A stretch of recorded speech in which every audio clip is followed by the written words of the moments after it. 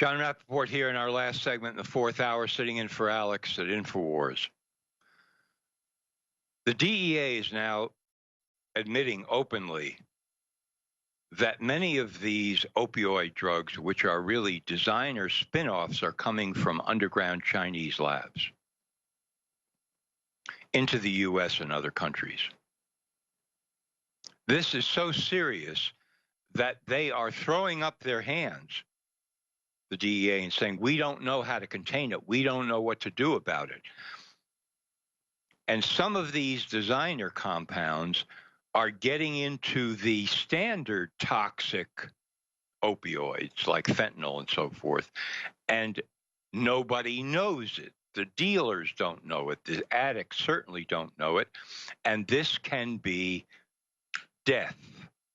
Not long-term addiction, but short-term death because the drugs are so powerful. That's why I'm going into detail here. That's why I'm issuing this alert to everybody who's listening to get this message out there. On top of all of this, we have a drug called carfentanil that is also getting into the pipeline, the opioid pipeline. And carfentanil is an elephant tranquilizer. It is thousands of times more potent and powerful than fentanyl, which is already about 50 times more powerful than morphine. And if you know what morphine is, you know that it is a powerful painkiller. Carfentanil is instant death. If it's mixed into the powder, the capsules, the pills, whatever, who is going to know? Who is going to know? This is happening, folks. Again, in the open source,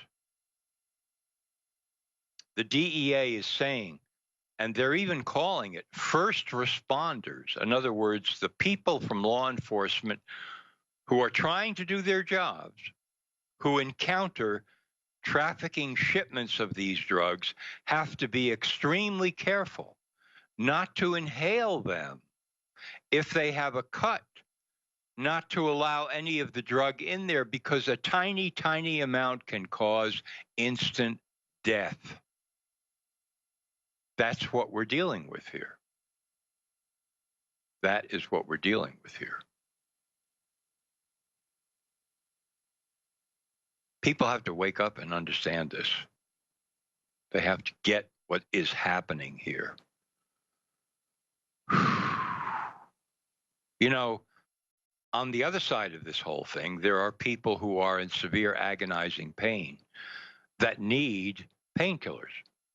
So what's happening on the other side of the coin? Many of these people are finding it much more difficult to get prescriptions from their doctors. Why?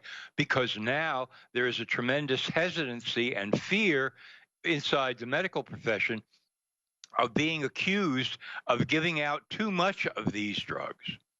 And so naturally, because these people are so stupid and incompetent, they are swinging way over to the other side.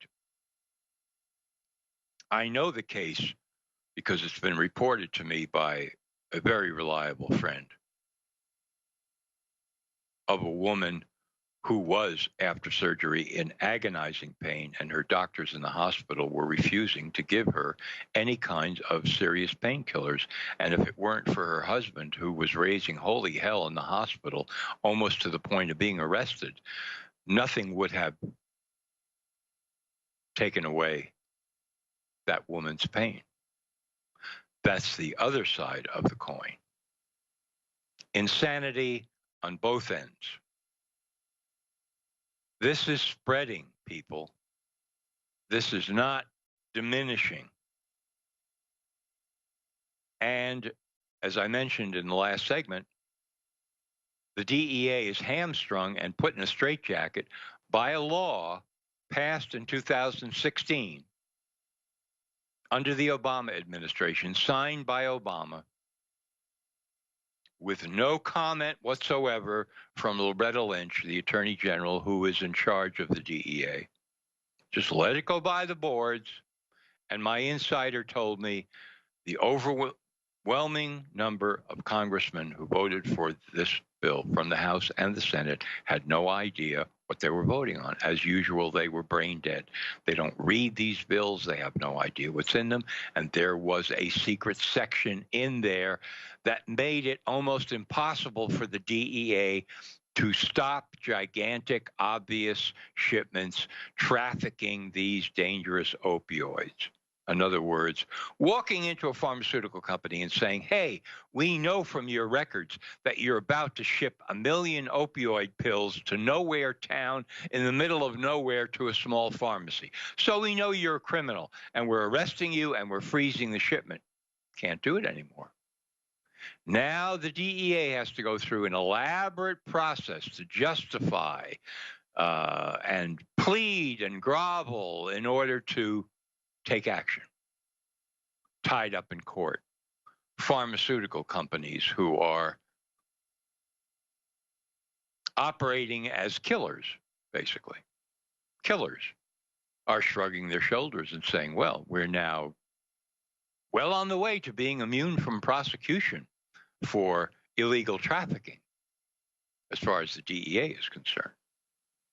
And so these pharmaceutical companies are plotting and scheming day and night in every way possible to exempt themselves from discovery, prosecution, sentencing, criminal action, while they pump out more and more of these hideous drugs and addict and kill larger and larger numbers of people.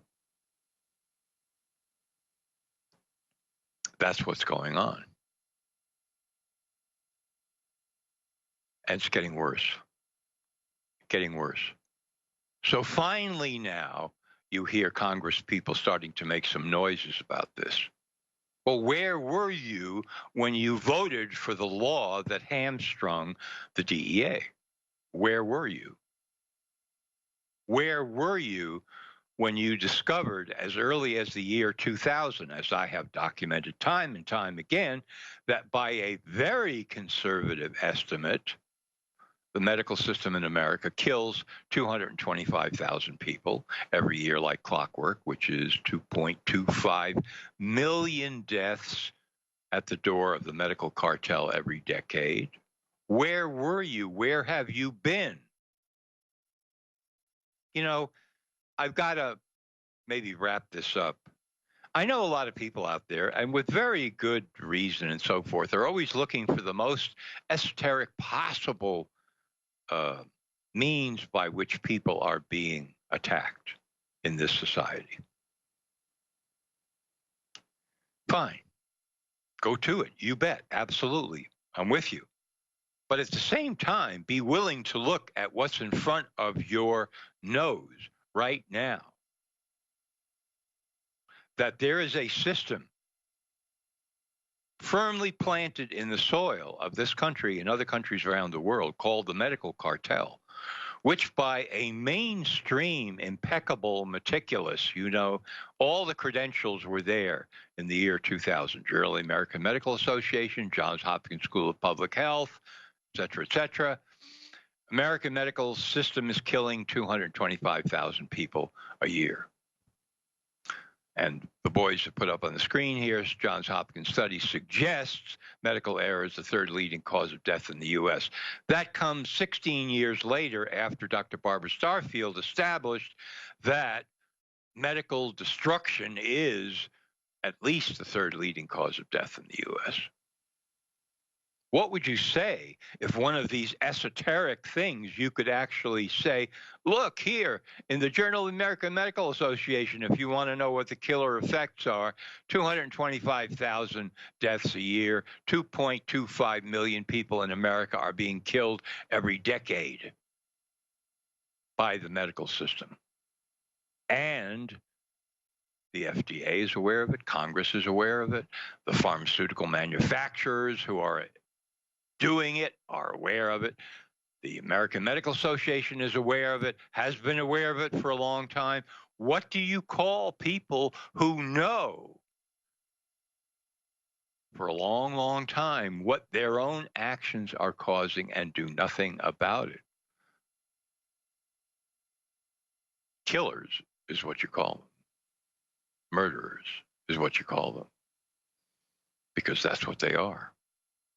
And that is the most powerful arm of globalism in the long term, the medical cartel. Thanks for listening. This is John Rappaport. See you soon on InfoWars.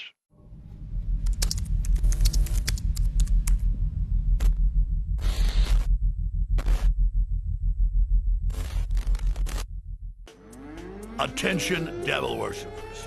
Attention, meth heads. Attention, Antifa scum. We're fully aware of the globalist funding or operation to push for a violent revolution in America. That's why InfoWars will be covering your so-called operations this Saturday live from 1 p.m. to 8 p.m. with exclusive streams at newswars.com, infowars.com, and prisonplanet.com. We'll have our intrepid team of reporters, analysts, and researchers here at the ATX Command Center in Austin, but we'll also have reporters on the ground in major cities. We will be there to chronicle these degenerate abominations as they attempt to launch their filthy Bolshevik Revolution Part 2, which will be a dead birth on arrival. So whatever you do, my fellow modern Paul Reveres of every race, color, and creed, spread the word to Infowars.com, Newswars.com, and our live coverage coming up this Saturday.